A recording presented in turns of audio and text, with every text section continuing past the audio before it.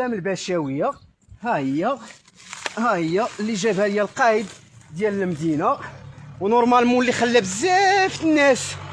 بزاف الناس خاصهم نورمالمون بحال هاد القفه. كاين ارامل، كاين ناس ما عندهمش، كاين ناس يعني فقراء كثار مني، وخلى ليهم هاد وجاب لي انا هاد القفه هادي. دونك انتم كتشوفوا دقيق، السكر، اتاي، الشعريه، العدس، مطيشه والسكر. اون فيت هادي دابا قفه ديال مواطن مغربي كتعاون بها الدوله. قال لك كتعاون الدوله المواطنين المغاربه وداك الشيء، تيقول لك اودي كيعطيو الكفاف وداك الشيء. دونك فوالا هذه هي القفه ديالهم.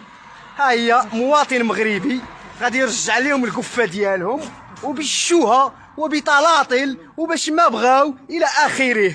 دونك انا ما تضحكوش عليا، انا بغيت حقي في الشغل، ما بغيتش قفه ديال رمضان، ما بغيتش الدقيق والزيت واتاي وهذا الشيء ما بغيتوش، وراه غير نعمه الله.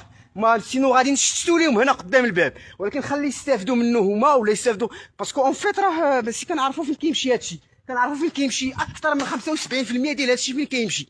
دونك راه كيفرقوا واحد شويه وكنعرفوا المباقي فين كيمشي، باسكو حنا ابناء السلطه وحنا كنعرفوا زعما